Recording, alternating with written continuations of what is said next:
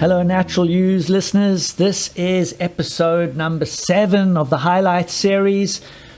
We have 3 amazing health professionals, each making waves in their own fields. They all put out amazing content in the form of online and in-person courses, videos, and books. Before each segment, I'm going to introduce them and just let you know how to reach them and find out more about their work. First up is Don Clum. He's going to talk to us about the striking health benefits of fasting, both in the short and the long term. You can get more information about Don and his approach called insulin-friendly living in the show notes. One of the major drivers of all of the ill feelings and symptoms we see during fasting is a detox reaction that's going on. And it's mostly from oxalates in the body coming from plant-based foods and plants. So if you are going to do a longer fast and you want to get that out of your system, possibly go through any ups and downs prior to fasting at the same time, I would start 2 weeks before, cut out the at least the high oxalate foods. You can look them up online, or plants in general as you roll into that. Same thing with fiber, because fiber expands. It's an irritant in the gut. I'm not a big fan of it, and it can cause some distress early in a fast or when you're coming off a fast if you jump onto fiber too soon, just like astringent oils or some spices as well. Other thing you can do is if you're going to fast and do a water fast and you're not going to do coffee, get off coffee a good week ahead of time. Yeah. You don't want to be dealing with both of those at the same time. It's a very big variable as far as that goes. And then even my small 3-day fasts, the week before I quit coffee just to not have to deal with that as well, Yeah, both of them together, man, that's trouble. If you do a longer fast, we have seen with the work with a lot of people now, and myself included, that if you do a longer fast, as in 2 weeks or longer, at some point, most people lose a taste for coffee altogether anyway.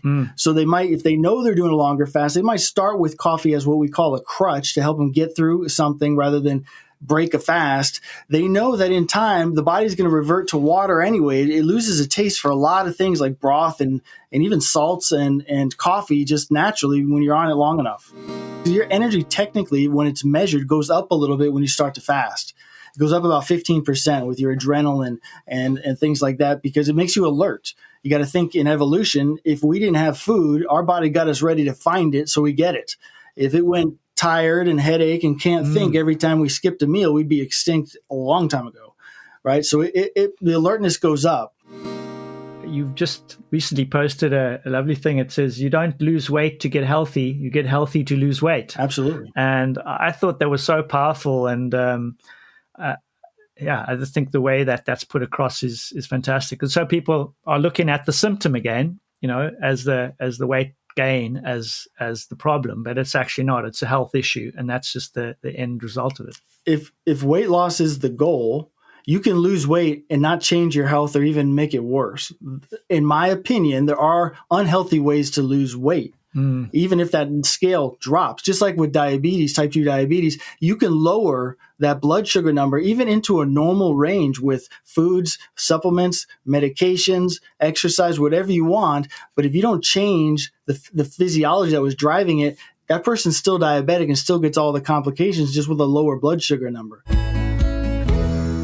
Nicole Dawson Cullinan is a classically trained homeopath and functional medicine practitioner.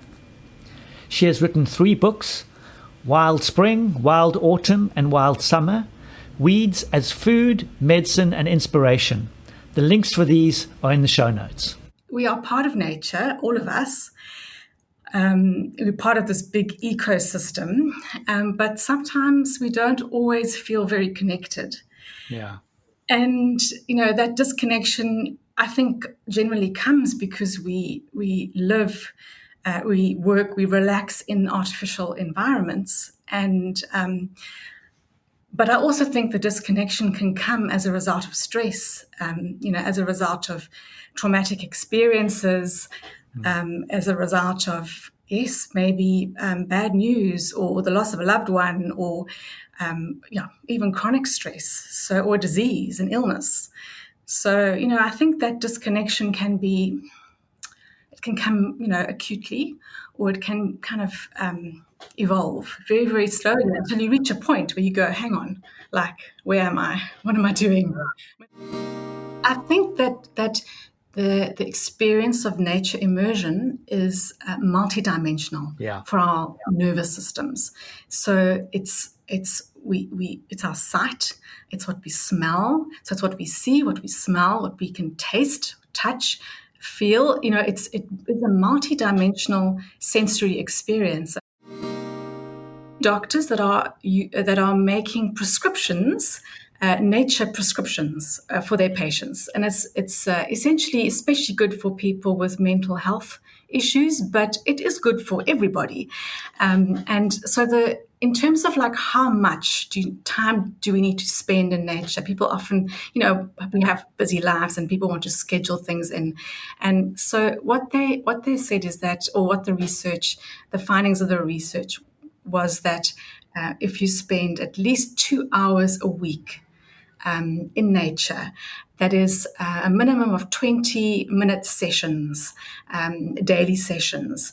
So those people that spent that amount of time in nature, and these are green spaces and blue spaces, so it's a vegetation plus it's the sea and water bodies as well. These people reported greater health and well-being. A weed is a plant that's growing in the wrong place, or maybe it wasn't planted, it's unintended. It appears somewhere, it pops up somewhere, and it if it's thriving, it takes over. But so a weed is a judgment, basically. But weeds also at some point become flowers. So if you hang around long enough, the moral of the story is that you might be surprised as to what this weed becomes and what you can do with it. And so I often, it makes me think of when you mention biodiversity. I'm very, very aware of how the external world, our environment outside of us, mirrors our internal world, meaning our human microbiome. And so what we see, and this is the point that I sort of came at the Wise Weeds concept. I came at this point of my interest in the human microbiome and treating patients that had a lot of immune issues that were linked to, let's say, an overactive immune system and autoimmune conditions, linked back to the gut function. And that links back to our diet, really. And so, our microbiome is an ecosystem of bacteria, both good and bad, and microbes, not just bacteria, but a whole ecosystem. And they feed off the food we eat. So if our diet is if our food repertoire is very limited and it doesn't contain plant foods and it doesn't contain a variety of plant foods, including those wild foods and the wild foods that we call weeds, you can have all sorts of dysfunction in the diversity of the microbiome. The rainbow diet is something which for a long time I've recommended to my patients, but I've taken it now one step further where, yes, you try to eat all the different colors of the rainbow from a diverse variety of plant foods, but you can also now include wild foods. And it just, for me, it's so amazing to see the color that comes in these weeds, like the wild violet, which is purple, and I just think of the Dutch word now, the dandelion, which is yellow, and you get all these different colors that come through, and they're cocktails of chemicals. Herbs, the herbs per se are cocktails of chemicals, but these foods that we know that have medicinal properties, they're even more unique and potent in their ability to heal us. Lawrence van Lingen is the founder of Inner Runner. His concepts and approaches have helped many elite and everyday runners rediscover their fluid inner runner. I've included a link to his flow rope YouTube exercise as well as his Instagram feed. When you run, you end up stacking, you use your entire body. It might not feel so. You might feel like, oh, my quads are burning, but every single joint is stacked on top of another. And when we get into working with with runners, a lot of what we're doing is teaching people stack and how to stack their bones, and also how to move from the center out. And a lot of that, when people get it right, like small variances in your toe actually create like if you're 4 foot pronate, your shoulder moves out the way. If your head is over your foot, you're more stable. So this elegant dance and running is very, very, very complex. And I think there's nothing quite like it. Exercise is the greatest anti-inflammatory in the world and the greatest antioxidant in the world. Nothing comes close to the anti-inflammatory and antioxidant properties of exercise, of running or exercise.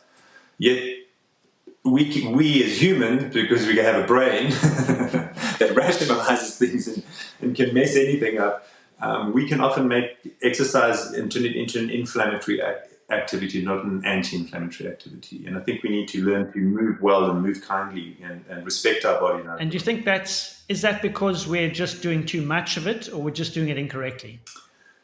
I think you can't separate motion and emotion. So I think it's actually really important how you think and how you feel when you exercise. I worked with an elite guy. He's one of the greatest of all times, and he had like multiple career-ending injuries. And one of the things I said, look, you're going to work on meditation. And his wife packed out laughing. She says, you're not going to get this guy to meditate. He can't sit still for three minutes, right? And I think with meditation, you can't think of nothing. No one can, right? So let's say there's some techniques where you focus on your breath.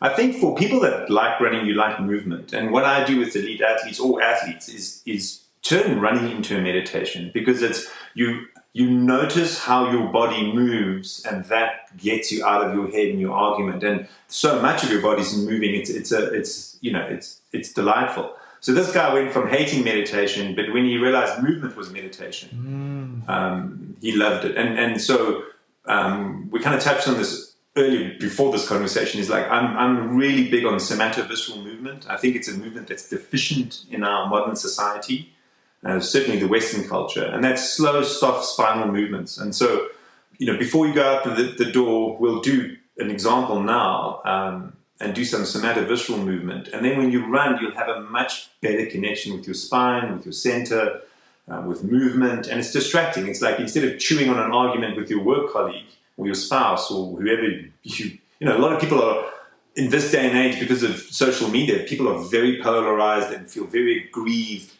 by externalities. And running, you don't want to run around focusing on those externalities. You need to focus on the internal. And running in nature is extraordinary because your eye movements, the tracking of your head, you hear a sound and you look. I don't know if you know, like do you know what EM? Well, you probably do, but some people might not know. But EMDR, is like a technique in psychology where you watch a light from the left to the right, and while you're doing it, you recount a traumatic experience, and it's very, very helpful in healing for a lot of people for trauma. If you have a skilled therapist guiding you through a previously traumatic event, it helps you sort of get it off your chest or out of it. But that was formulated when a therapist was in Stanford and realized when she walked, she walked through nature, and she was much calmer and she could present, and she had much less anxiety when she was lecturing. Whereas if she went from her office across the hallway, that was not the case. And she says, well, what is it that I do in nature? And she realized her eyes track from left to right. And so now we've monetized it and bottled it, whereas, what happens to going for a walk in nature with your friend and getting stuff off your chest, shooting the breeze, they're like the poor man's therapy, and it's remarkably effective. Running is 2.5 to 3.5 times your body weight through that leg. So the difference between walking barefoot and running barefoot is extraordinary. And you've got to be very, very careful running barefoot. And also our environment. Like there's very few places that are actually safe to run barefoot. There's glass, can be needles. I've got someone, I run barefoot on the golf course. Well, that's amazing till you realize how much Roundup and weed killer they put on the golf course, and you come back with inflamed feet. And so it's very, very, it's a blessing to be able to run barefoot. I mean, like a nice beach is one of the environments, but Laguna Beach where we walk, which is pretty safe, we've often found shards of glass, and sharp glass too. And, you slice your tendons of your foot and you are in big trouble. You step on a pebble and it hits a sesamoid bone at your big toe, or you fracture your sesamoid. I mean, you are in a world of pain for a very, very long time. And so barefoot running is amazing. It should be approached with caution and respect, because the consequences of getting these like a plantar plate foot tear is really, really something that most people battle to overcome. Thanks for listening. Next week will be the last in our highlight series. That'll be number 8. And then we can all look forward to season 3. And I've already started to record some of those guests. So we'll have some amazing and inspirational guests for you in the near future.